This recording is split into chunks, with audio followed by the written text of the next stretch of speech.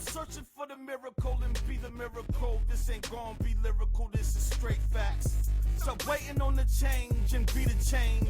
This ain't new news, this go way back. Stop waiting on someone to get it for you, go get it for yourself. Take your pride back. If God is your motivator, then you can do all things. Believe that. My power is divine, every line aligned with a higher power. Receive that. Guys, beautiful souls. This is not about politics or culture wars. We're talking about obedience and the heart of Christ. Because there's something we've normalized that God has never authorized. Have you ever said the white church or the black church, the Hispanic church or the Asian church? If you have, can you tell me where you read that in scripture? Because I remember God saying the church. And nowhere, I really mean nowhere, does Christ divide his body by melanin content. That's what we do. What's up, guys, beautiful souls? Welcome back to Lies Changes Truth. I'm your host, BK Blessed. And if this episode touches your spirit, please like, share, and subscribe, and follow me on my socials. The more messages that we get out to the people, the more people we can heal. And today, we're talking about the divided church and how heaven ain't about that life. And if we're going to confront division, we've got to confront the excuses we hide behind. Some of us say, I just feel more comfortable with my own people. But what that really means is I don't want to be stretched. I mean, think about it. We'll eat food from every nation and travel overseas for mission trips. Take pictures with children in every other nation and post with the caption, kingdom work, but won't build genuine relationships with believers across town and worship with each other? Now that's too much. Make it make sense.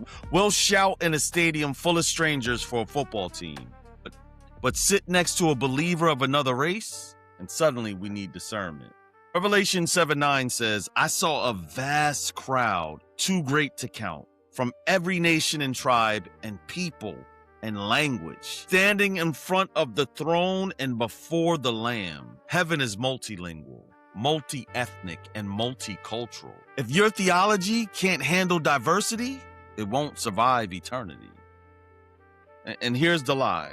Racial separation in the church is natural, acceptable, and beneficial. Some pastors are really out there pushing this. Some members, they defend it. And some denominations, they quietly protect it. But please, show me the verse where Jesus said, blessed are the segregated. And show me the scripture where Paul wrote, there is neither Jew nor Greek, and unless you prefer your own kind. I bet you won't find it. Galatians 3:28 says, there is no longer Jew or Gentile, slave or free, male and female, for you are all one in Christ Jesus. Paul wrote this at a time when culture was divided by ethnicity and hostility. And he didn't say, stay separate but spiritual. He said one. And if we divide what he unified, we are operating outside his will. And it's okay to tell the truth.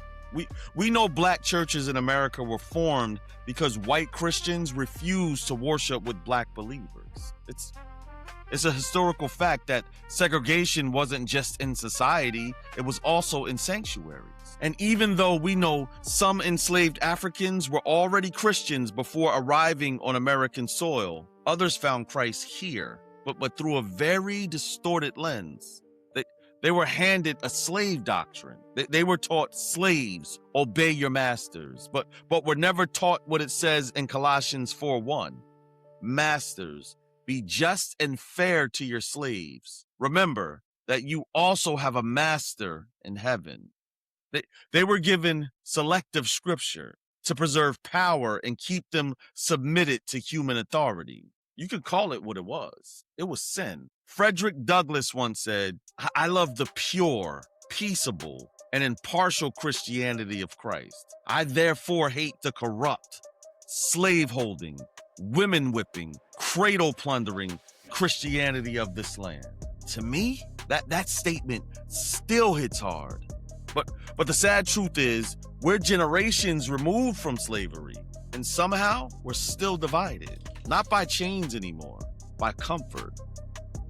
Because something that began out of survival, out of dignity, and out of people needing a place where they could breathe and worship without humiliation, has in some places slowly hardened into distance we now protect. What started as a refuge has sometimes become a wall. And on the other side, some white churches have preserved cultural control under the banner of tradition, when in reality, it often just means staying comfortable with the way things have always been. Because tradition is not always truth. Sometimes tradition is just unrepented history. John 17:21 says, I pray that we will all be one, just as you and I are one. As you are in me, Father, and I am in you. And may they be in us, so the world will believe you sent me. Do you hear that? Our division damages evangelism. Our segregation preaches a louder message than our sermons. The world sees segregated sanctuaries, politicized pulpits, and cultural defensiveness. We say the gospel reconciles man to God, but it can't reconcile man to man. That contradiction is so loud. Dr. Martin Luther King Jr. said, it is appalling that the most segregated hour of Christian America is 11 o'clock on a Sunday morning. That was 1963. We are now decades later, and in many places, nothing has changed. Please take heed to this warning. If we continue to defend racial separation as spiritual wisdom, we will miss the next move of God. Because the next move will look like Revelation 7:9. Remember, God is not obligated to an institution filled with a certain race of people. He is committed to his bride. So it should concern true Christians that pulpits are preaching Christian nationalism. Jesus did not die to establish political superpower. Jesus said in John 18:36, my kingdom is not of this world. That means the kingdom of God does not belong to America, Africa, or Europe. Heaven is multicultural. And if heaven is diverse, why is your church allergic to diversity? And look, when any race or nation begins to see itself as God's preferred culture, we have stepped into Babel territory. Genesis 11 wasn't just about a tower. It was about humans unifying without submission to God. And now we have churches unified around culture, but not surrendered to the cross. That's just a different tower. And once culture becomes the center of our faith, it doesn't take long before we start remaking Jesus in our own image. Not long ago, someone asked me if I believe Jesus was white. I told them, historically speaking, no. Because biblically, Revelations 1:14 through 15 describes hair like wool and feet like burnished bronze. Then I asked them, does it matter to our salvation? Because it doesn't at all. Here's the deeper question. Why do we need God to look like us in order to trust him? Jesus didn't come to reflect our skin. He came to redeem our souls. If your faith depends on Christ looking like you, then maybe you're not worshiping Christ. And this misunderstanding about race and our faith doesn't just stop with how we picture Jesus. It also shows up in how some people think about marriage. Can you believe some leaders still discourage interracial marriage? Show me the verse that backs this up. You won't find one. But I got one. Numbers 12:1 through 9. Moses married a Cushite woman, and when Miriam criticized it, God responded with leprosy. The Bible forbid interfaith marriage, not interracial marriage. Skin is not sin. idolatry is. Which means if someone is still measuring Christianity by skin color, they're not protecting holiness. They're protecting a lie.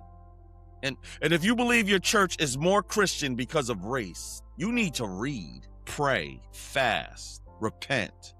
And I would urge you to seek God again, because pride hides well behind hallelujahs and church clothes.